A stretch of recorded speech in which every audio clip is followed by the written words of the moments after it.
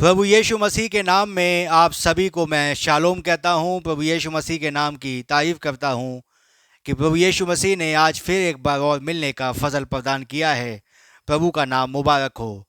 और इससे पहले कि मैं आगे बढ़ूं, मैं प्रभु के वचन में से एक आयत को पढ़ना चाहता हूं और आप भी अपनी बाइबल में देख सकते हैं। प्रकाशित वाक्य की पुस्तक उसका 18 अध्याय और उसकी मैं 4 आयत पढ़ रहा हूं। आप अपनी बाइबल में देख सकते हैं। प्रकाशित वाक्य 18:4। फिर मैंने स्वर्ग से एक और शब्द सुना, हे मेरे लोगों, उसमें से निकल आओ कि तुम उसके पापों में भागी ना हो और उसकी विपत्तियों में से कोई तुम पर आ ना पड़े। प्रभु अपने वचन के बढ़े जाने पे आशीष दे। आइए एक छोटी सी दुआ करते हैं।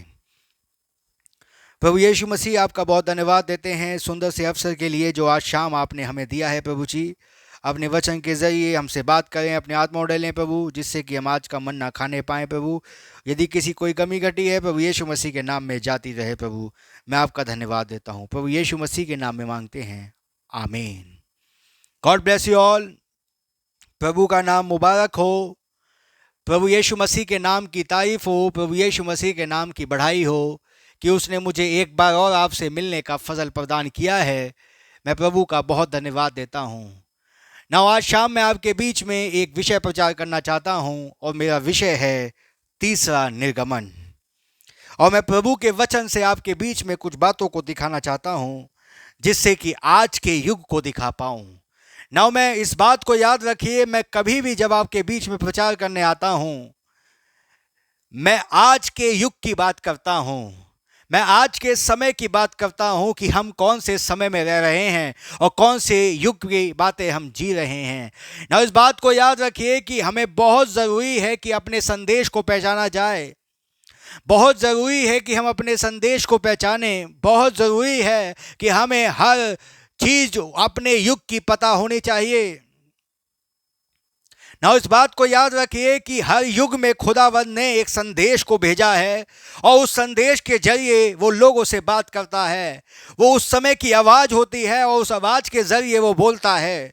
ना इस बात को याद रखिए, अगर हमें आज का युग समझना है, अगर हमें आज की बातें समझनी है, अगर हमें आज समझना है हम कहाँ रह रहे हैं, तो इस बात को याद रखिए कि हमें बाइबल में जाना पड़ेगा और उन चीज़ों को समझना पड़ेगा कि जब ऐसे हालातों में उन दिनों में क्या हुआ था, ना वही सेम कंडीशन आज के युग में होने जा रही है। इस बात को याद रखिए। ना इस बात को याद रखिए। इससे पहले कि मैं आगे बढ़ूं, मैं आपसे एक बात कहना चाहता हूं और वो बात ये है कि प्रभु ही हमारी आंखें ना खोले जब तक कोई भी अपने युग का संदेश देख नहीं सकता। जब तक प्रभु आपकी आंखें ना खोले आप कभी संदेश समझ नहीं सकते। ये तो अनुग्रह होगा उस खुदा का, ये अनुग्रह होगा उस प्रभु का कि आप देखने पाएं। क्योंकि यीशु मसीह ने कहा कि वे देखते हुए भी नहीं देख सकते और सुनते हुए भी नहीं सुन सकते। क्यों? जब तक पिता प्रकट ना करे। ना इस बात को याद रखिए, यीशु मसीह ने अपने चेलों से पूछा, हु डू यू से आई एम? तुम मुझे क्या कहते हो, मैं कौन हूं? नाउ अलग अलग इंटरप्रिटेशन आ रहे हैं, अलग अलग लोग इंटरप्रिटेशन दे रहे हैं। कोई कह रहा है तू यर्मिया है, कोई कह रहा है तू एलिया है, कोई कह रहा है कि तू फलाने फलाना कोई भविष्यवक्ता है, कोई कह रहा है कुछ है, कोई कह रहा है कुछ है।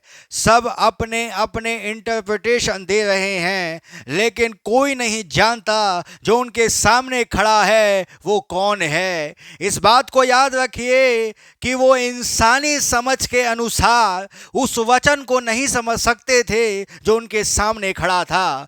लेकिन उन्हें अगर वचन को समझना था, अगर उन्हें उस वचन देधारी को समझना था जो उनके सामने खड़ा था, तो उन्हें रेवलेशन की जरूरत थी। उन्हें प्रकाशन की जरूरत थी कि वो प्रकाशन के जरिए अपने समय के संदेश को पहचाने। इस बात को याद रखिए कि वो अपने अपने इंटरप्रिटेशन दे रहे थे, लेकिन उनके बीच में एक व्यक्ति है जिसका नाम पतरस है, और वो बोलता है तू जीवते खुदा का पुत्र मसीह है।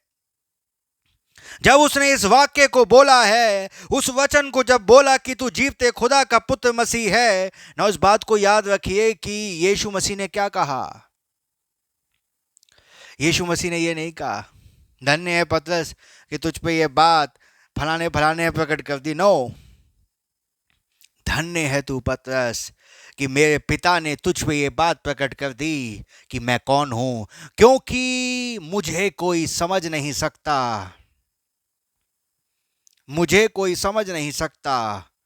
जब तक प्रकाशन उसके पास ना आए। अब दूसरे शब्दों में मैं कहना क्या चाह रहा हूं, आप वचन कभी नहीं समझ सकते अपनी बुद्धि से, आप संदेश कभी नहीं समझ पाएंगे अपनी समझ से। आपको एक स्पिरिट चाहिए और वो है पिता अर्थात पवित्र आत्मा। विदाउट होली स्पिरिट कभी आप वचन नहीं समझ सकते कि आपके सामने जो खड़ा है वो कौन है। याद रखिएगा। तो इसी संदर्भ में मैं कहना क्या चाह रहा हूं, मेरा कहने का उद्देश्य ये है कि अगर आप चाहते हैं कि आपको वचन समझ में आए, आप चाहते हैं कि आपको अपने युग का संदेश दिखे, सबसे पहले होली स्पिरिट मांगिए मेरे भाई। जब होली स्पिरिट आएगा तो सीधा वचन में लेकर जाएगा और हर वो बात को जो आज के युग की है आपको दिखाएगा, और आप अपने मन से अपने दिल से कहने पाएंगे ये दस सेयर द लॉर्ड है, और आपको दिखेगा, आपके जीवन में वो एपोकैलिप्स प्रकट होगा, आपके जीवन में वो प्रकाशन मिलेगा, वो रेवलेशन आएगा, और आप भी बहुत आनंद से भर जाएंगे। क्योंकि याद रखना, वाइन जो होती है वो रेवलेशन को दर्शाती है, और जब आप वाइन पी लें तो ऐसा हो नहीं सकता कोई मतवाला ना हो जाए, अलग किस्म की हरकतें ना करने लग जाए। वही होगा जैसे पैंतीकुस के दिन पतरस को लोग बोल रहे हैं क्या तुम पी के आए हो सवेरे सवेरे? नहीं भाई, उसे रेवलेशन मिल गया है, उसे प्रकाशन मिल गया है। ये वो बात है जो योएल भविष्यवक्ता के द्वारा कही गई है और आज के युग में पूरी हो रही है। और जब उसे प्रकाशन मिल गया ना, वो लोगों के नजर में एक मतवाला हो गया। समझ में आ रही है?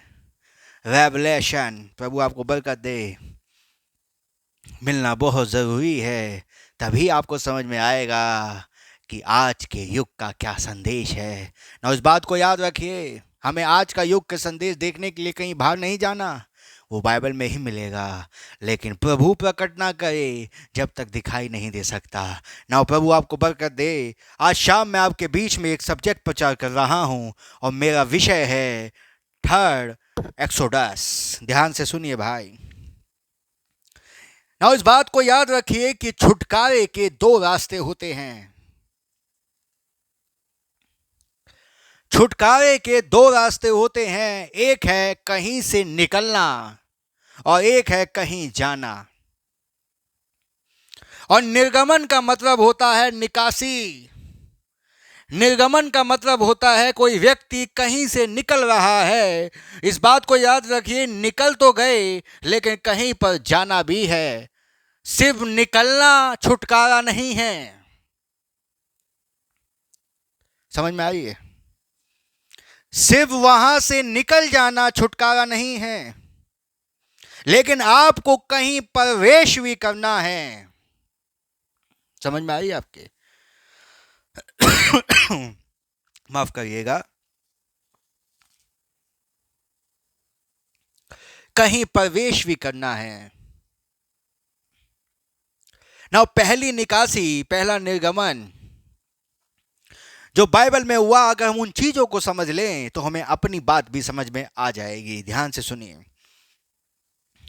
इससे पहले कि यहूदी, इससे पहले कि इजरायली मिस्र की गुलामी में जाएं, उससे पहले अब्राहम से खुदा ने एक वादा किया था, और वादा यह किया था कि तेरे एक पुत्र होगा जो कि सारा से होगा।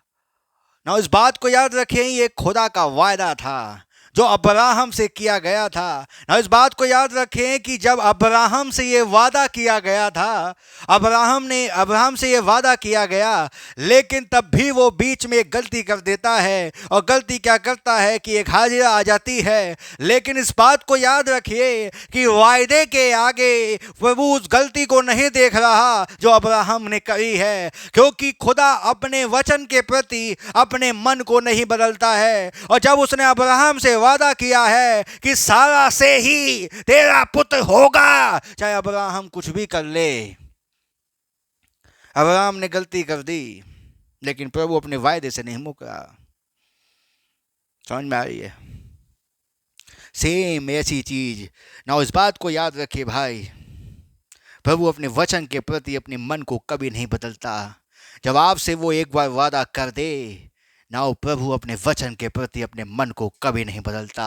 इस बात को याद रखिएगा मेरे भाई। ना सारा से एक पुत्र आ रहा है और अब्राहम से कहा जा रहा है निश्चय ही तेरा वंश गुलामी में जाएगा। ना इस बात को याद रखिए, इस बात को याद रखिए। इसहाक के बाद अब्राहम से इसहाक आया, इसहाक से याकूब आया, याकूब से यूसुफ आया, और फाइनली ये गुलामी में चले गए, मिस्र देश की गुलामी में चले गए। ना इस बात को याद रखिए, यूसुफ जो कि एक किस्म का फैरो ही था, क्योंकि वो दाहिना हाथ था, लेकिन एक राजा, एक फैरो मिस्र में उभरा जो कि यूसुफ को नहीं जानता था। और जब यूसुफ को वो नहीं जानता था ना, उसने इस्राएलियों को गुलाम बना लिया, और वो गुलामी का जीवन जी रहे थे। और लगभग 430 साल तक उन्होंने उस गुलामी का जीवन जिया। ना इस बात को याद रखिए, 430 साल तक वो गुलामी का जीवन जी रहे हैं। खुदा ने 400 कहा था ना, लेकिन वो और ज़्यादा गुलामी में जी रहे हैं। 430 साल हो चुके हैं, हर रोज पिटते हैं, हर रोज उन पे कोड़े मारे जाते हैं, हर रोज सताए जाते हैं, हर रोज तंग किए जाते हैं। और प्रभु से कहते हैं हमारा कब छुटकारा होगा, हम कब इस मिस्र से बाहर निकलेंगे और अपने देश में जाएंगे। माफ करिएगा, हम कब जाएंगे अपने देश में प्रभु। एक फैरो मिस्री सिपाही आता है, कोई व्यक्ति दुआ कर रहा है, कह रहे क्या कर रहे हो काम के समय? मैं दुआ कर रहा हूँ। दुआ नहीं करने, काम करो। उनके जीवन में ऐसी जीवन आ चुका है, वो कलह का जीवन जी रहे हैं। उनके पास इतना कष्ट है, वो रोज पिटते हैं और रोज उनके मतलब कोड़े पड़े होते हैं, और शाम को दुआ करते हैं हे प्रभु हमारा छुटकारा कब होगा, हम कब इस देश को छोड़कर अपने देश में जाएंगे, या हमारा जीवन यही रहेगा, क्या हमारा समय यही रहेगा, क्या निरंतर हम ऐसे ही जीते रहेंगे। ना इस बात को याद रखिए, इनकी दशा ऐसे ही चल रही थी, ऐसे ये जीवन को जी रहे थे। लेकिन खुदा ने एक व्यक्ति को, जो उन दिनों में एक व्यक्ति आया, ना इस बात को याद रखिए कि वो व्यक्ति जिसे मोजिस कहा जाता है, इस बात को याद रखिए जब मोजिस पैदा हुआ तो जो बच्चे थे वो मरवाने का ऑर्डर था। आप जानते हैं, मैं थोड़ी सी शॉर्ट कर रहा हूँ स्टोरी को, जिससे मैं आज की बात पे आ पाऊँ। और फाइनली वो फैरो के घर में पहुंच गया, फैरो की बेटी के पास। आप जानते हैं उसकी परवरिश फैरो के घर में हुई। फाइनली पता चल गया और उसे मिस्र देश से निकाल दिया गया, वो मिस्र देश से चला गया। ना इस बात को याद रखिए, जब मूसा मिस्र देश से निकला था उसकी उम्र 40 साल थी, लेकिन जब खुदा ने उसे दोबारा मिस्र में भेजा तब उसकी उम्र 80 साल थी। ना इस बात को सोचिए, इस बात को सोचिए कि उसने उस पुराने मूसा में से मूसा निकालने में 40 साल लगा दिए भाई, कि वो उसे परफेक्ट करके एक ऐसा मूसा बनाकर भेजे जो मिस्र में जब कदम रखे तो वो एक फैरो का बेटा ना कहलाए, वो खुदा का नबी कहलाए।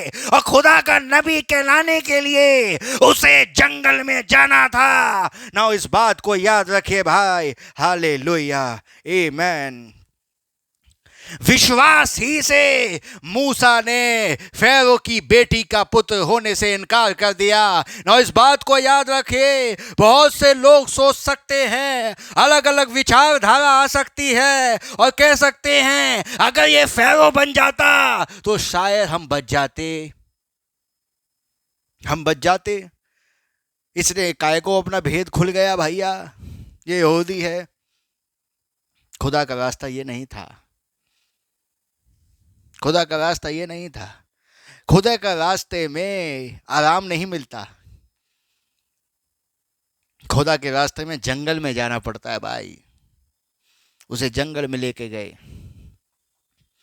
और जंगल में जब वो रहता है, उसने एक लड़की से विवाह भी कर लिया है, लेकिन एक दिन उसकी नज़र पड़ती है एक पहाड़ी पर, जहाँ पर एक झाड़ी है जो जल तो रही है लेकिन भस्म नहीं होती है। नाउ जब वो मूसा उस जगह पे जा रहा है और जब खुदा ने देखा, यहोवा ने देखा कि मूसा उसकी ओर बढ़ता चला आ रहा है, नाउ इस बात को याद रखिए, तुरंत यहोवा ने बोला, तुरंत उस खुदा ने बोला, अपने पैरों की जूती उतार दे, क्योंकि जिस स्थान पे तू खड़ा है वो पवित्र भूमि है। हालेलुया। कहना क्या चाहती है बाइबल? बाइबल कहना क्या चाह रही है? जिस स्थान पे तू खड़ा है वो पवित्र भूमि है, उसमें से अपनी पैरों की जूती उतार दे। और इस बात को याद रखियो, ये पैरों की जूती क्या है? ये आपकी बुद्धियां हैं जो हर जगह फिरती हैं, हर जगह घूमती हैं, कभी इधर भागती हैं, कभी उधर भागती हैं, कभी इधर विचार चला जाता है, कभी उधर विचार चला जाता है। इससे पहले कि तू मेरे पास आए, अपनी समझ को उतार कर अलग रख दे और अपनी समझ का सहारा ना ले, वरन संपूर्ण मन से यहोवा पर भरोसा रख। हालेलुया।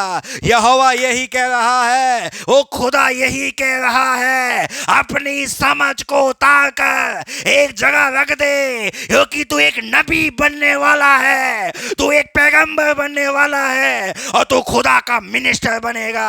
हालेलुया, आमीन। हालेलुया, हालेलुया, आमीन, हालेलुया।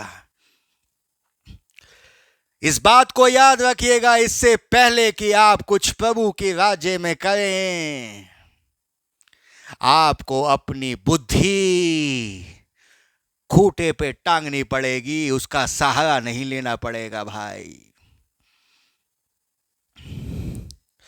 आज मैं मिनिस्टरों से पूछता हूं और आज मैं सेवकों से पूछता हूं, इससे पहले कि खुदा मूसा को एक मिनिस्टर बनाए, उससे पहले उसे एक दर्शन दे रहा है, और वो है जलती झाड़ी का दर्शन।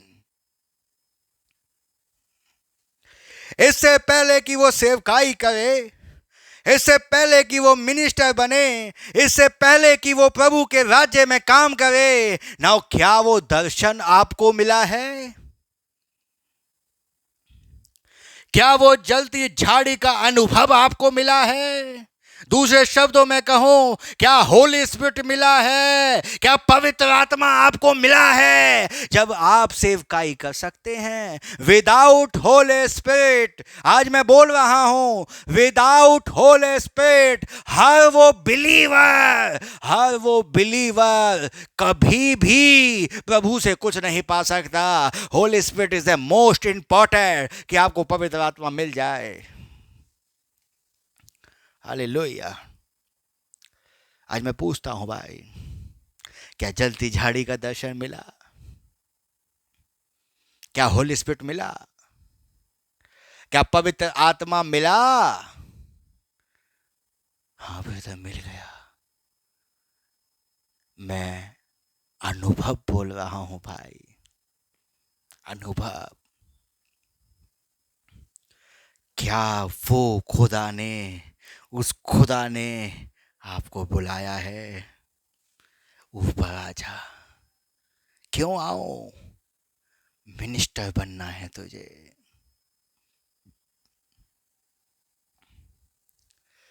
सेवकाई करनी है तुझे।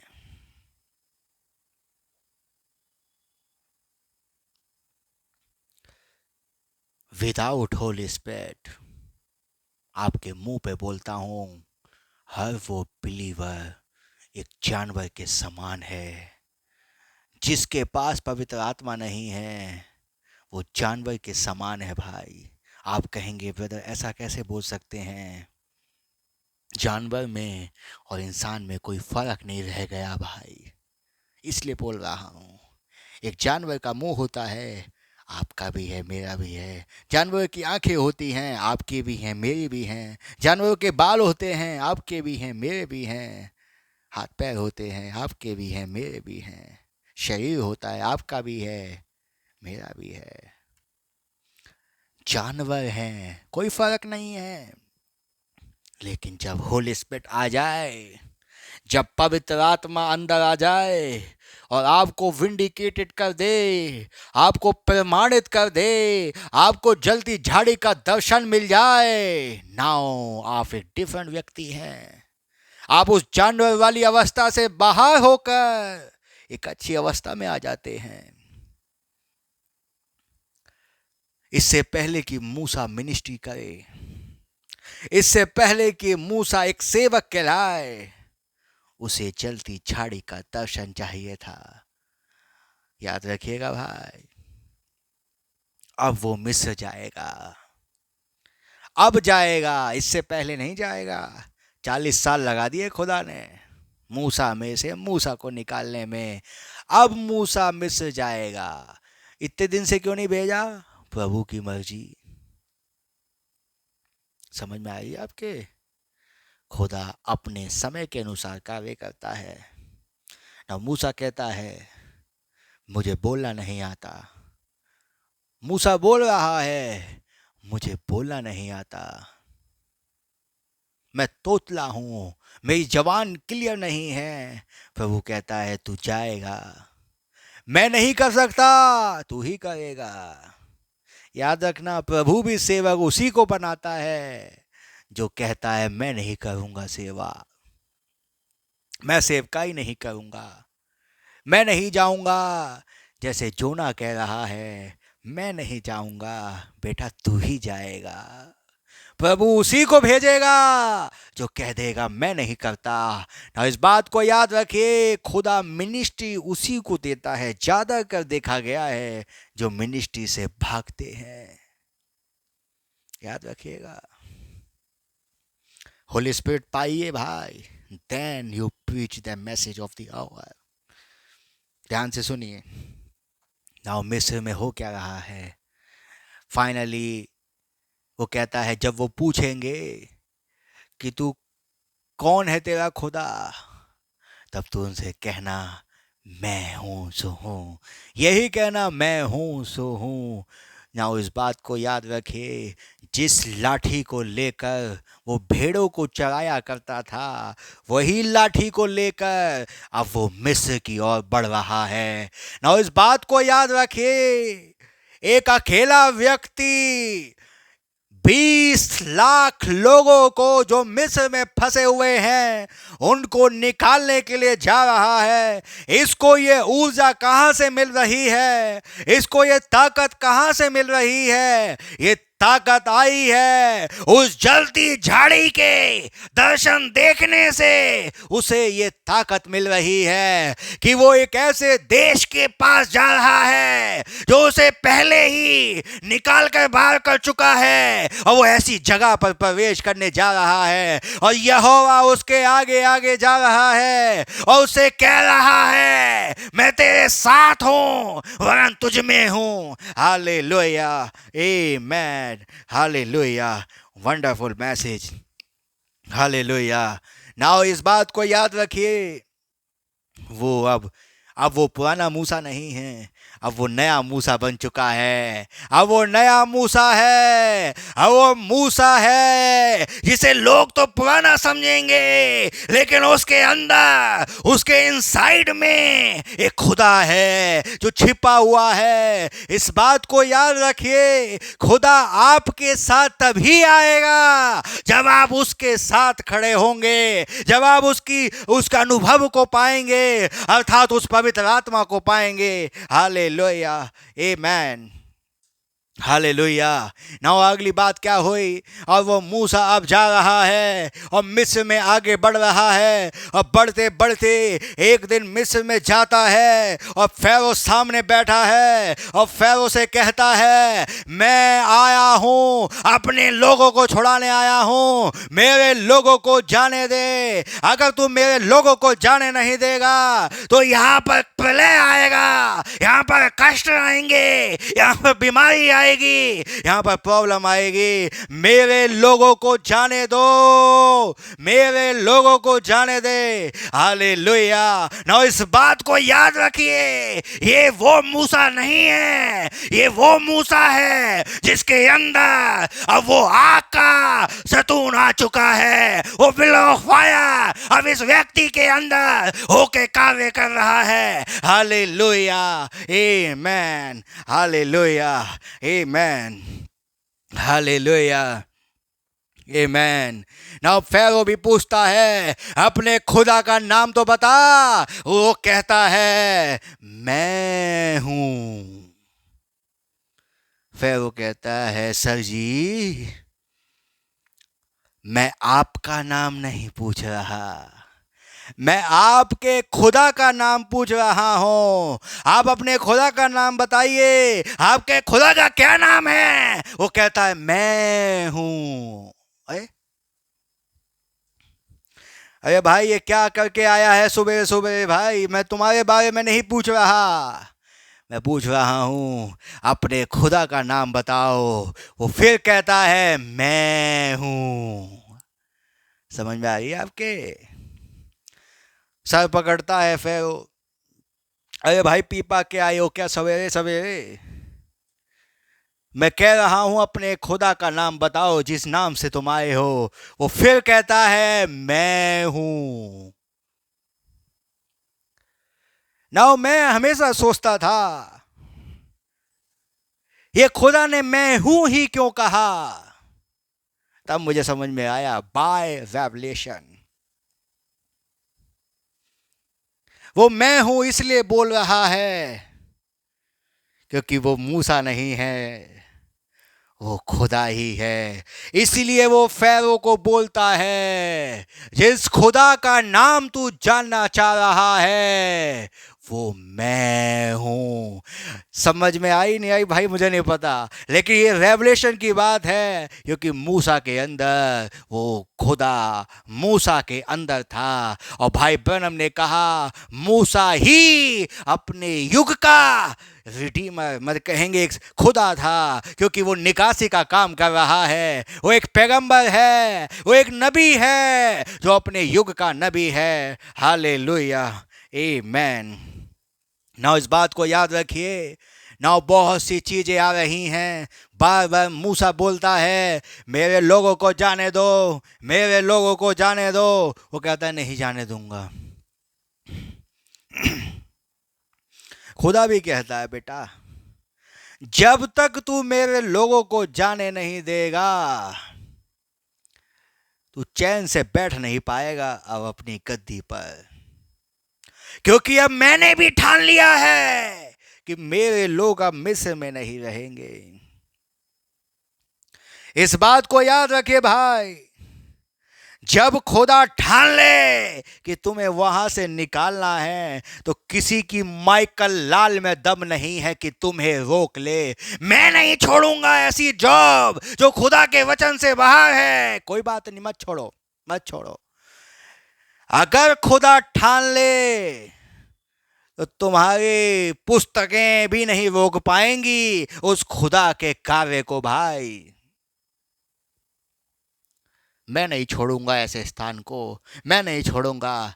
खुदा छुड़वाना जानता है भाई। समझ में आ रही है ना? आगे की बात सुनिए, ये क्यों आ रहा है ना, इस बात को याद रखिए, पानी लहू हो रहा है, सब तमाम प्रकार की चीजें आ रही हैं, टिड्डियां आ रही हैं, और टिड्डियों को भी खुदा ने कितनी अच्छी ट्रेनिंग दी है कि कह रखा है कि यहूदियों को टच मत करना, सिर्फ मिस्रियों को काटना। समझ में आ रही है? सिर्फ मिस्रियों को काटना, उनको टच मत करना। क्यों नहीं करना भाई? क्योंकि वो मेरे लोग हैं ना। सोचिए कितना महान खुदा है कि जब उसने ठान लिया कि अपने लोगों को निकालना है तो वो प्रलय भेज रहा है। फाइनली पेलोटे मारे गए, आप जानते हैं ना। इस बात को याद रखिए, इस बात को याद रखिए, पानी लहू हो गया, टिड्डियां हैं, मेढक हैं, और इतनी तमाम चीजें ना। जब फेरो सो रहा है, अचानक उसकी आंख खुली तो देखा कि मेढक छाती पे बैठा हुआ है, कह रहा है गुड मॉर्निंग सर। खुदा ने ऐसा कर दिया मिस्र में। क्यों? लोगों को जाने दो मेरे, लोगों को जाने दो मेरे, नहीं जाने दूंगा। फाइनली खुदा ने कहा अब वो आ गया है, अब मौत का फरिश्ता घूमेगा, लेकिन जिसके पास वो टोकन होगा, जिसके पास वो चिन्ह होगा, जिसके पास वो लहू की वाचा होगी, जिसके दरवाजे पे, जिसकी चौखट पे वो लहू पाया जाएगा, उनको छोड़ देना और बाकी सबको मार देना, एक एक पेलोटे को खत्म कर देना। जिसके ऊपर लहू ना लगा रहे, जिसकी चौखट पे लहू ना लगा रहे। और आज शाम मैं इसी ब्याह पर कह रहा हूं, अगर आप बचना चाहते हो तो आपको एक ही चीज बचा सकती है, और वो है यीशु का लहू। और यीशु का लहू कुछ और नहीं, आज का वचन है, आज का जीवन है जो आपको बचा सकता है। क्योंकि मौत का फरिश्ता इस दुनिया में घूम रहा है और वो मार रहा है, लेकिन जिसके पास वो टोकन है, जिसके पास वो पवित्र आत्मा है, जिसके पास वो जीवन है, जो कि मारा हुआ जीवन है, जो कि मेमने का लहू है, और जो वो चौखट पे लगाया जाता है, ना कोई चीज, कोई मौत, कोई बीमारी, कोई परेशानी, कोई प्रॉब्लम, कोई समस्या, कोई भी चीज उस दरवाजे पर आ नहीं सकती, क्योंकि वहां पर एक लहू, एक टोकन, एक चिन्ह लगाया गया है। और यही बोला गया है, जिस दरवाजे पर वो लहू पाया जाए उस दरवाजे के अंदर घुसना नहीं, उसे छोड़ जाना, उसे छोड़कर आगे चले जाना। हालेलुया! कितनी महान बात होगी कि जब मौत का फरिश्ता आए, जब वो बीमारी आए, जब वो समस्या आए, जब वो डिप्रेशन आए, जब वो प्रॉब्लम आए, जब वो टेम्पटेशन आए, और हर बिलीवर के पास वो लहू होना चाहिए, वो बीमारी से लड़ने के लिए वो वचन होना चाहिए कि जब वो देखे और देखते ही वो बाहर से ही चला जाए, क्योंकि वहां पर पहले से ही एक मेमना मारा जा चुका है। हालेलुया! आमीन! हालेलुया! कितना जरूरी है कि वो लहू की वाचा हो, कितना जरूरी है कि वो सन ऑफ मैन का वो मिनिस्ट्री जो आज के युग में आई है, वो संदेश जो आज के युग में कार्य कर रहा है, वो हमारे पास होना चाहिए, वो वचन हमारे पास होना चाहिए, वो जीवन हमारे पास होना चाहिए कि जब कोई बीमारी देखे, जब कोई प्रॉब्लम देखे, वो कहे नहीं जा सकते इस घर में, क्योंकि यहाँ पर इससे पहले कि मैं इस पोलेटो को मारूं, इससे पहले कि इस लड़के को मारूं, इससे पहले इसके लिए कोई मारा जा चुका है। और जब कोई मारा जा चुका है तो ये अधिकार मुझे नहीं है, क्योंकि एक गुनाह की एक सजा होती है और इसने गुनाह किया है, लेकिन इसकी सजा ये पेलोटा, ये मेमना जिसका लहू इस दरवाजे पे लगा हुआ है, जिसने पहले से ही इस छुटकारे को कर दिया है। हालेलुया! आमीन! हालेलुया। क्या बात है भाई, क्या बात है। वो लहू की ताकत है, ये लहू की ताकत है। बोलो यीशु के लहू की जय है। क्यों है यीशु के लहू की जय? क्योंकि ये लहू की ताकत है। और इस बात को सोचिए, जब बैलों और बकरों के लहू में इतनी ताकत है कि मौत लांघ सकती है, तो यीशु के लहू में कितनी ताकत होगी कि इस बात को आप भी अनुभव कर सकते हैं। Hallelujah, amen, hallelujah, amen, hallelujah. यीशु के लहू में कितनी ताकत होगी जब एक बकरे में, एक बैलों बकरों के लहू में इतनी ताकत है कि मौत लांघ जाती है। इतनी ताकत है कि समुद्र दो भाग हो जाता है। इतनी ताकत है कि सूरज रुक जाता है। इतनी ताकत है कि हड्डियां खड़ी हो जाती हैं। तो यीशु के लहू में कितनी ताकत होगी, क्या आज जो आप बोलेंगे वो नहीं होगा? इस बात को याद रखिएगा। हाबिल के लहू से ज्यादा उत्तम बातें यीशु का लहू बोलता है। Hallelujah, amen, hallelujah, hallelujah, hallelujah. बहुत ज़रूरी है कि वो लहू हमारी चौखट पे हो कि जब वो देखे, शैतान देखे, वो भाग जाए, वो भाग जाए। Hallelujah, amen, hallelujah. Wonderful message. और इस बात को याद रखिए, वो मौत लांघ गई। हर मिस्री बच्चा मर रहा है, हर मिस्री बच्चा पलौटा मारा जा रहा है। लेकिन मिस्र का जो हर जगह मातम फैला हुआ है, लेकिन यहाँ इजराइलियों का बेटा है और मूसा वहाँ खड़ा है। और इजराइलियों का बेटा जो पलौटा है, इस बात को याद रखिए ना। मूसा कहता है, उस बच्चे को डर लग रहा है, क्या क्या मैं भी मारा जाऊंगा, क्या मैं भी मरूंगा? मूसा इंकरेज करता है, तू नहीं मरेगा, तू नहीं मर सकता, क्योंकि इससे पहले कि तू मरे तेरे लिए एक मेमना मर चुका है। और जब वो मेमना मर चुका है तो तुझे कोई छू नहीं सकता है ना। उसके बच्चे के पास ही इंस्पिरेशन आता है, वो भी कहता है क्या ही धन्य है वो पुरुष जिसके अधर्म का यहोवा लेखा ना ले। Hallelujah, amen, hallelujah. क्या बात है भाई, क्या अनुभव है, क्या मैसेज है। Hallelujah, amen, hallelujah. वो बच्चा खुशी से आनंद मनाता है। वो मूसा के साथ बैठा है और खुशी से आनंद मना रहा है। वंडरफुल, मैं नहीं मर सकता, अब मैं नहीं मर सकता, क्योंकि मेरे लिए पहले कोई मारा जा चुका है। हालेलुया। जब आपकी बीमारी आपको तंग करने आए, आपकी समस्या आपको तंग करने आए, आपकी प्रॉब्लम आपको तंग करने आए, अपनी प्रॉब्लम से कहिए, तू मेरा कुछ नहीं कर सकती, तू मेरा कुछ नहीं कर सकती। इससे पहले कि तू मेरा कुछ करे, उससे पहले निवारण यहां खड़ा है। हालेलुया। इस बात को याद रखिएगा, इससे पहले कि गुनाह आए, इससे पहले कि गुनाह आए, उस गुनाह से बचाने वाला वो पहले था। इससे पहले कि पाप हो, उद्धार करता पहले था। इससे पहले कि बिगाड़ हो, सुधारक पहले था। Hallelujah, amen, hallelujah.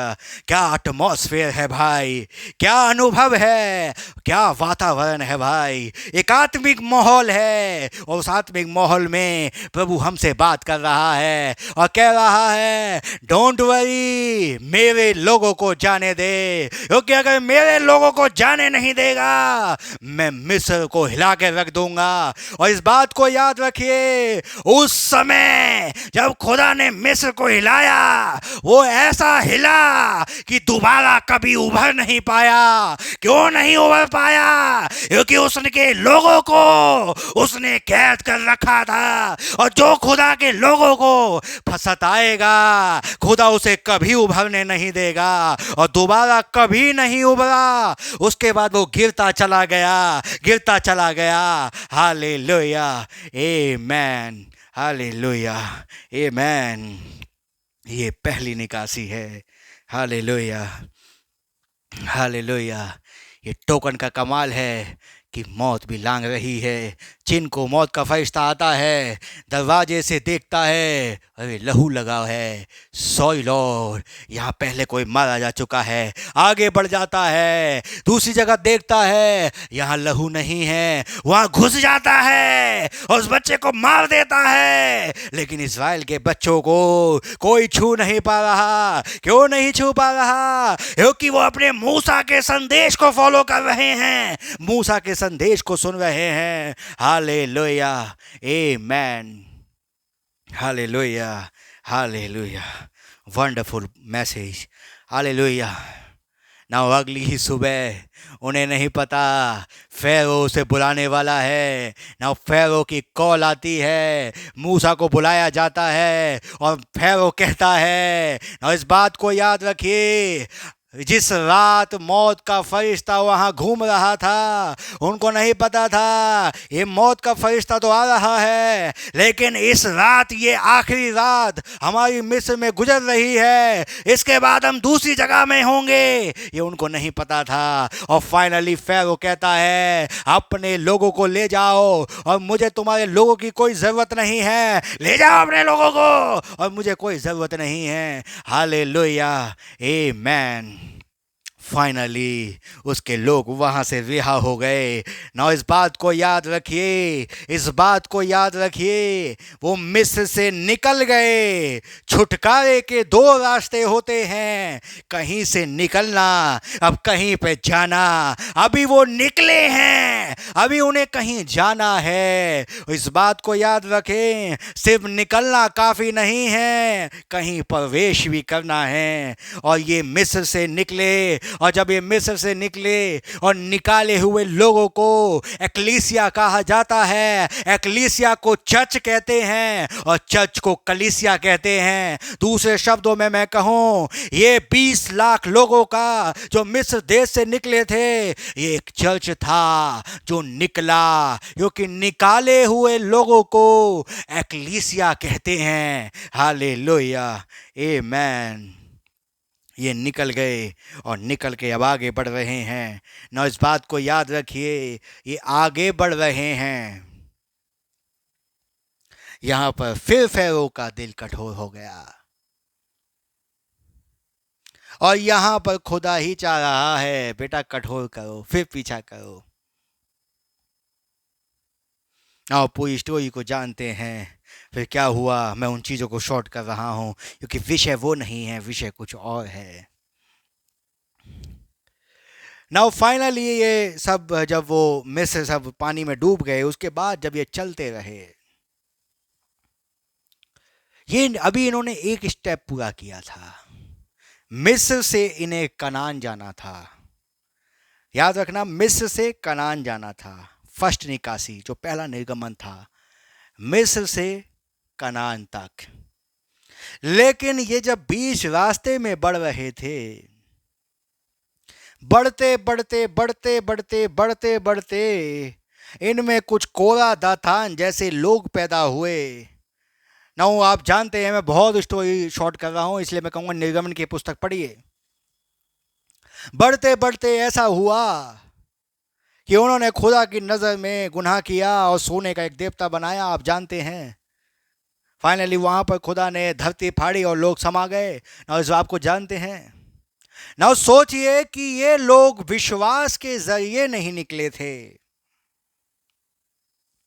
इन्होंने सोचा कि मिस्र में हम हैं और हमारा फलाना फलाना जा रहा है, तो क्यों ना हम भी चलें। और ये भाई उठकर चल दिए। उस फलाने फलाने हमारा फ्रेंड जा रहा है, हमारी दादी जा रही है, हमारा दादा जा रहा है, हमारे भैया चाचा चाची जा रहे हैं, तो चलो हम भी चलें। एक दूसरे को देखकर 20 लाख लोग निकले। लेकिन जब जंगल आया, क्योंकि जंगल में दिखती है रंगत, ध्यान से सुन लीजिए, मैं बोल रहा हूं, निकलना काफी नहीं है। जो लोग बपतिस्मा लेते हैं काफी नहीं है। अभी तो जंगल आएगा भाई, रंगत दिखेगी जंगल में। तो जो लोग बपतिस्मा अभी लेने जा रहे हैं हमारे बीच में, मैं उनसे कुछ कह रहा हूं, ध्यान से सुनो। रंगत दिखेगी जंगल में कि विश्वास से निकले हो या या लोगों के कहने पर निकले हो।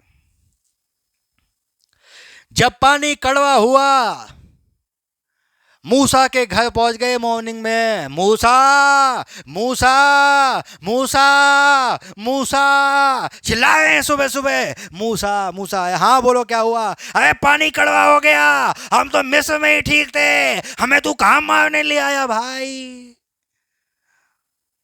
ये होती है दशा पास्टर की, क्योंकि एक्लीसिया और मूसा उस चर्च का पास्टर है। सुलझाओ इनके केस को। फाइनली चट्टान पे लाठी मारी और पानी आ गया। ना इस बात को याद रखिए, मैं स्टोरी शॉर्ट करते करते आगे बढ़ रहा हूं। फाइनली हुआ क्या? फाइनली हुआ क्या कि 19,99,998 लोग मिस्र में से तो निकले थे, 2,20,00,000 लगभग, लेकिन 19,99,998 लोग उस जंगल में ही ढेर हो गए। वो कनान पहुंच ही नहीं पाए। वाई? सिर्फ 2 शख्स थे जो उस पुरानी पीढ़ी से जो मिस्र से निकली थी, पुरानी पीढ़ी से जो मिस्र से निकली थी, सिर्फ 2 शख्स, यहोशू एंड कालेब, ही उस देश में प्रवेश कर पाए। तो फिर मैं बोल रहा हूं, निकलना काफी नहीं है, कहीं प्रवेश भी करना है। पहली निकासी ये थी, मिस्र से लेकर कनान तक, ये थी पहली निकासी, जहां पर मैच्योरिटी में कहूं लोग नहीं पहुंच पाए, ढेर हो गए जंगल में। मूसा हमारे घर पानी नहीं आ रहा, क्या करें मूसा? लाठी मारो। समस्या ही समस्या है इनके पास, और कुछ नहीं है। समझ में आई? मैं छोड़ रहा हूं इन बातों को, ध्यान से सुनिए। पहली निकासी मिस्र से कनान तक थी, पहला निर्गमन। और दूसरा कि इस बात को याद रखिए, मूसा के जरिए शरीयत आई। शरीयत समझते हैं? व्यवस्था। जब मूसा नबी के जरिए शरीयत आई तो लोग शरीयत में चले गए। क्यों चले गए? क्योंकि जब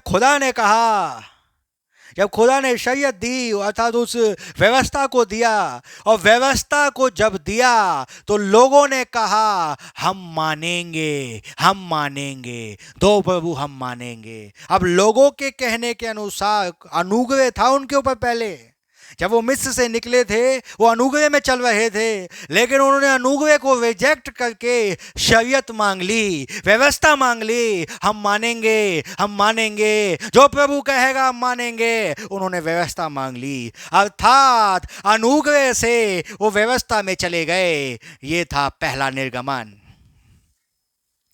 now दूसरा निर्गमन अब क्या है? ध्यान से सुनिए। दूसरा निर्गमन क्या है? अब दूसरा निर्गमन ये है कि अब इनको, जो आगे लोग चल रहे हैं, इन्हें व्यवस्था से अनुग्रह में आना था, और वो चीज लाने के लिए मूसा ने कहा कि खुदा मेरे समान तुम्हारे बीच में एक नबी को लाएगा, एक नबी को खड़ा करेगा। और 712 साल पहले एक भविष्यवक्ता है जिसका नाम यशा है, वो भविष्यवाणी लिखता है और कहता है एक कुंवारी गर्भवती होगी, उसका नाम इमानुएल रखा जाएगा। ना ये 712 साल पहले भविष्यवाणी कर रहा है, और 712 साल के बाद वो पुत्र आ गया, जिसकी क्या मिनिस्ट्री थी? व्यवस्था को छोड़ो, निकासी। व्यवस्था को छोड़ो, अब अनुग्रह में चलो, जो अनुग्रह उनके बीच में आया हुआ था ना। इस बात को याद रखिए, जब पहली निकासी में लोग ढेर हो गए, उन्होंने उस मिनिस्ट्री को नहीं समझा जो उनके बीच में आई थी। दूसरी मिनिस्ट्री अर्थात प्रभु यीशु मसीह ना, बहुत से लोग आराधनालय में जाते हैं और एक याजक प्रचार करता है,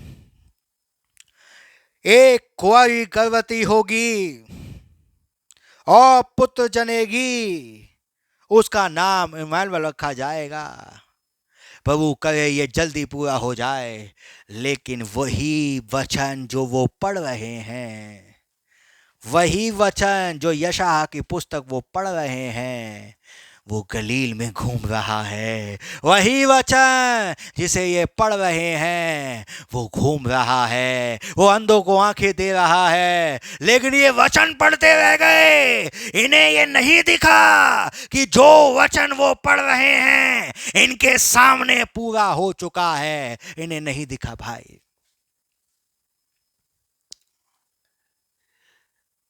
फाइनली इन्होंने उस वचन को रिजेक्ट किया और ये व्यवस्था से अनुग्रह की ओर लाना, ये थी दूसरी निकासी। अनुग्रह मीन्स होली स्पिरिट, पवित्र आत्मा। फिर मैं बोल रहा हूं, निकलना काफी नहीं है, प्रवेश भी करना है। अब इनको करना क्या था? इन्हें व्यवस्था को छोड़कर उस पवित्र आत्मा पर आना था, लेकिन वहां पर नहीं आ पाए। लेकिन कुछ लोग पेंतिकुस्त के दिन जो पाए गए वो पवित्र आत्मा पा रहे हैं। क्या? व्यवस्था को छोड़कर उस पवित्र आत्मा पे आ रहे हैं। ये थी दूसरी निकासी। अब मैं आता हूं तीसरी पर। अब तीसरी निकासी है, और तीसरी निकासी ये है कि जिन लोगों ने पवित्र आत्मा पा लिया है, पा लिया है, अब वहां से निकासी शुरू होती है। कहां के कहां जाने की? स्वर्ग में जाने की। और जिन्होंने पवित्र आत्मा नहीं पाया है, मैं आपके मुंह पे बोल रहा हूं, अभी आप निकासी में हो नहीं भाई। अभी आप निकासी में हो नहीं, क्योंकि ये जो तीसरी निकासी है, तीसरा निर्गमन है, ये पवित्र आत्मा से स्टार्ट होता है और स्वर्ग की ओर लेकर जाता है। जब व्यक्ति पवित्र आत्मा को पा लेता है ना, उसकी निकासी शुरू हो जाती है, उसका निर्गमन शुरू हो जाता है और वो दूसरी दिशा में बढ़ना शुरू हो जाता है, अर्थात उस देश में। ना इस बात को याद रखिए, फिर मैं बोल रहा हूँ, पहली निकासी में लोग ढेर हो गए, दूसरी में ढेर हो गए, तो क्या तीसरी में बच जाएंगे भाई? इसीलिए मैंने कहा अगर आपको आज का युग समझना है, पुराने दिनों में जाना पड़ेगा। और अगर आज आप चाहते हो कि आप स्वर्ग की ओर प्रवेश करें, सबसे पहले तो पवित्र आत्मा पालें भाई। और जब पवित्र आत्मा मिलेगा, देन आपकी निकासी शुरू होगी कि आप इस दुनिया से उस देश में जाएं।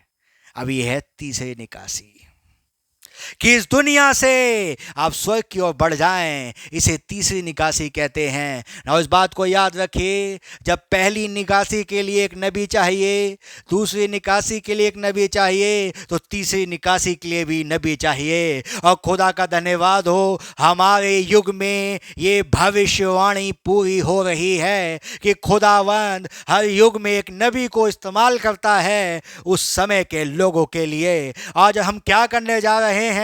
आज होने क्या जा रहा है? आज ये होने जा रहा है कि हम पवित्र आत्मा जिस क्षण पाते हैं, हम यात्रा के लिए तैयार हैं। अब हम बढ़ने के लिए तैयार हैं कि हम बढ़ते जाएं और उस स्वर्ग की ओर बढ़ें, उस रैप्चर को पाएं। लेकिन विदाउट होली स्पिरिट आप यात्रा में नहीं हैं, आपकी निकासी स्टार्ट नहीं हुई, अर्थात आप निकले ही नहीं हो भी।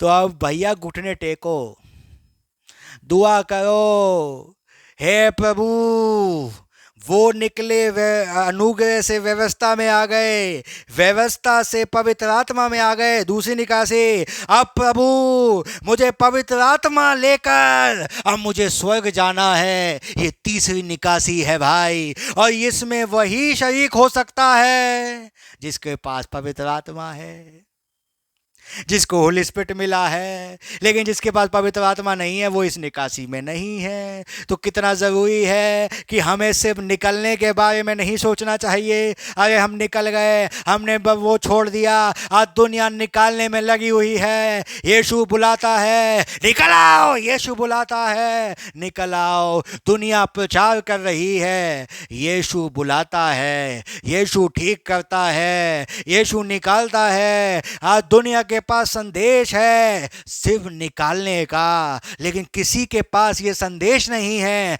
कि कैसे देश में प्रवेश किया जाता है। लेकिन खुदा का धन्यवाद हो, आज उस ब्राइड के पास, उस चुनी हुई महिला के पास वो वचन पाया जाता है जो कह सकती है हमें कैसे देश में जाना है। और आज मैं वही बताने आया हूं कि आप कैसे देश में प्रवेश कर सकते हैं। वो ये है कि आप पवित्र आत्मा के बपतिस्मे को पाएं, और जब आपको पवित्र आत्मा का बपतिस्मा मिलता है, जब वो पवित्र आत्मा आपके जीवन में कार्य करता है, नाव निकासी में आप प्रवेश कर जाते हैं और आप उस स्वर्ग की राह की ओर बढ़ते हैं। भाई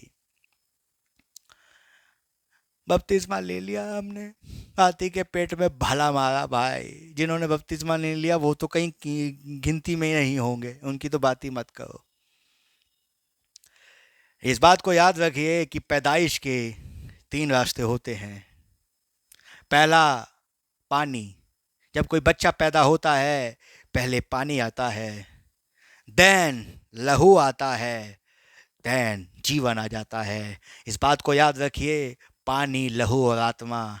पानी किसे दर्शाता है? बपतिस्मे को दर्शा रहा है। लहू किसे दर्शा रहा है? सेंटिफिकेशन को दर्शा रहा है। और जीवन किसे दर्शा रहा है? पवित्र आत्मा के बपतिस्मे को दर्शा रहा है। जब कोई व्यक्ति बपतिस्मा लेता है ना, वो जस्टिफिकेशन की हालत में आया है। अभी जस्टिफिकेशन मीन्स धर्मी ठहरा है। अभी बस धर्मी ठहरने के बाद अभी एक और स्टेट है जिसे सेंटिफिकेशन कहते हैं, जिसे पवित्रीकरण कहते हैं। इस बात को, पवित्रीकरण को समझाने के लिए मैं एक एग्जाम्पल लेता हूं जिसे आपको समझाने पाऊं। एक दिन एक गिलास था, एक मालिक का एक गिलास था, वो खो गया। और जब वो खो गया तो मालिक ने बड़े जगह घूमा, इधर उधर ढूंढा, घर में हर जगह ढूंढा कि भैया वो गिलास मिल जाए। लेकिन फाइनली एक दिन वो गिलास मिल गया। और कहाँ मिला? मुर्गों के दड़वों में। और जब मुर्गों के दड़वों में वो गिलास मिला तो उसने कहा फाइनली मिल गया यार, इतना ढूंढा। अब वो मुर्गों के दड़वों में जाकर उस गिलास को उठा रहा है, उठा रहा है। इसको कहते हैं जस्टिफिकेशन, उठाना, ठहराना। लेकिन अभी वो मालिक जो जिसे गिलास मिल तो गया है, अब वो उसमें पानी नहीं पी सकता अभी। वाई? क्योंकि अभी उसमें मुर्गों की बीट भी लगी हुई है। अभी वो गंदा हो चुका है। अभी वो जाएगा रगड़ाई में, अभी वो जाएगा धुलाई में, अभी वो जाएगा, झमा रगड़ा जाएगा उसके ऊपर। तब वो झमा रगड़ के बिल्कुल साफ सुथरा होकर अब टेबल पर रखा जाएगा। इसको कहा जाता है पवित्रीकरण, सैंटिफिकेशन। लेकिन जब उस पे पानी उंडेला जाए और उसे यूज में लिया जाए कि वो यूज में आए, उसको कहते हैं बैप्टिज्म ऑफ होली स्पिरिट। जब पवित्र आत्मा इसे मिल रहा है, वो पानी उस पे उंडेला जा रहा है। ऐसे ही होता है एक जीवन की बात। जब आप बपतिस्मा लेते हैं, आपको निकाला गया है, आप एक जस्टिफिकेशन की हालत में आए हैं। लेकिन जब आपकी रगड़ाई चलेगी, जब आपकी धुलाई पिटाई होगी, जब आपको पता चलेगा ये नहीं करना, वो नहीं करना, फलाना नहीं करना, ढिमकाना नहीं करना, ये सब चीज़ें आपको बताई जाएंगी, ये करना छोड़ना पड़ेगा, ये करना छोड़ना पड़ेगा, ये रगड़ाई है, ये जमा है जो रगड़ा जाएगा और हर वो बीट को आपके जीवन से हटाया जाएगा। इसे सेंटिफिकेशन कहते हैं। और जब ये हो जाएगा तब पवित्र आत्मा उतर कर आएगा और उसे यूज में लेगा। और जब पवित्र आत्मा आएगा ना, वो अब निकासी के लिए तैयार है, अब वो रैप्चर के लिए बढ़ने के लिए तैयार है, अब वो उस जगह पे पहुंचने के लिए तैयार है कि वो पवित्र आत्मा को पाकर उस स्थान में पहुंच जाए। लेकिन पवित्र आत्मा के बिना, अगर मैं आपको खुल्लम खुल्ला बोल रहा हूं, पवित्र आत्मा के बिना कोई निकासी नहीं है। घुटने टेक दीजिए भाई, मुझे होली स्पिरिट मिल जाए। Because without holy spirit you are nothing. पवित्र आत्मा के बिना आप कुछ नहीं हैं। मांगिए होली स्पिरिट, प्रभु मुझे पवित्र आत्मा दीजिए, क्योंकि पवित्र आत्मा नहीं मिला तो मैं निकासी में ही नहीं हूं। क्योंकि पहला निर्गमन अनुग्रह से व्यवस्था में आ गए, मिस्र से व्यवस्था में आ गए, मिस्र से व्यवस्था में आ गए। अब दूसरा निर्गमन व्यवस्था से पवित्र आत्मा पे आए, अब पवित्र आत्मा से हमें रैप्चर में जाना है ना। इस बात को समझिए, ये चीज़ें आपको समझ में आनी चाहिए कि हम कौन सी बात कर रहे हैं। कि आप भी एक यात्रा में हैं भाई, आप भी मिस्र रूपी उन जंगलों में चल रहे हैं। यहाँ पर भी परेशानियाँ आएंगी, पानी कड़वा होगा, समस्या आएंगी, लेकिन वही टिका रहेगा। इसीलिए प्रभु ने कहा जो अंत तक धीरज रखेगा उसी का उद्धार होगा। और दूसरे शब्दों में मैं कहना चाहता हूं, वही प्रवेश करेगा। कोई ना कोई यहोशू कालेब होगा जो इस संदेश को फॉलो करेगा भाई। Hallelujah, amen, hallelujah. इस बात को याद रखिए, निकालते समय एक नबी है, इस बात को याद रखिए, लेकिन प्रवेश करते समय भी एक यहोशू है। यहोशू किसकी तस्वीर है? पवित्र आत्मा की तस्वीर है, जो कालिब को लीड कर रहा है, जो उस समय के लोगों को लीड कर रहा है। और आज पवित्र आत्मा हमारे पास होना चाहिए कि हमारी अगुवाई करे, कि हम पवित्र आत्मा पाकर उस देश की ओर बढ़ें, उस जगह पर बढ़ें और हम प्रभु से मिलें, कि हम प्रभु से मिलें। इस बात को याद रखिए, मैंने बहुत छोटे से फॉर्म में इस संदेश को आपको समझा दिया। मैं चाहता तो बड़े बड़े रूप से ले सकता था, लेकिन मैं सोचता हूँ यूट्यूब पे लोग सुनते हैं तो जितनी जल्दी ख़त्म हो जाए उनको समझ में आ जाए। मैं विश्वास करता हूँ आपकी समझ में आया होगा, इसलिए मैं बोल रहा हूँ होली स्पिरिट के लिए दुआ करिए, पवित्र आत्मा चाहिए। इस बात को याद रखिए, लोग पवित्र आत्मा के पीछे नहीं भाग रहे, जो मेन चीज़ है। अब पवित्र आत्मा के पीछे भाग ही नहीं रहे हैं, दुनिया के पीछे भाग रहे हैं, मिनिस्ट्री के पीछे भाग रहे हैं, सेवकाई के पीछे भाग रहे हैं। भैया होली स्पिरिट के पीछे भागो पहले। जब पवित्र आत्मा मिल जाएगा सब चीज़ें मिल जाएंगी। समझ में आ रही है? पहले धर्म और राज की खोज कर लो, और धर्म और राज क्या है? वो होली स्पिरिट है। जब आपको मिल जाए ना, आपके जीवन में वो चीज़ें ऑपरेट होंगी। समझ में आ रही है? पहले वो पवित्र आत्मा की खोज कीजिए भाई, उसको पाइए, उस धर्म को पाइए, उस राज्य को पाइए जो यहाँ का राज्य नहीं है, जो वहाँ का राज्य है। समझ में आ रही है आपके? प्रभु आपको बरकत दे, प्रभु आपको बहुत आशीष दे, प्रभु आपको बहुत बरकत दे। God bless you all. आइए दुआ करें। प्रभु यीशु मसीह, आपका बहुत धन्यवाद देते हैं इस संदेश के लिए जो आपने दिया। प्रभु आपका बहुत धन्यवाद हो यीशु मसीह, जो वचन बोया गया प्रत्येक के जीवन में 100 गुना फल लाने वाला बन सके। प्रभु मैं आपका बहुत धन्यवाद देता हूँ। प्रभु यीशु मसीह के नाम में मांगते हैं, आमीन। है हमारे बाप, आप जो आसमान में हैं, आपका नाम पाक माना जाए, आपकी बादशाही आए, आपकी मर्जी से आसमान में पूरी होती वैसे ज़मीन पे भी हो। हमारे रोज़ की रोटी आज में बख्श दें, जिस पर अपने कसूर वालों को माफ़ करते हैं, आप भी हमारे कसूर को माफ़ फरमाएं। हमें आजमाइश से ना पड़ने दें, परंतु बुराई से बचाएं, क्योंकि बादशाही कुद्दुस जलाल हमेशा आपकी ही है। आमीन। God bless you all. प्रभु ने चाहा तो हम फिर मिलेंगे। प्रभु का नाम मुबारक हो। God bless you. बाय।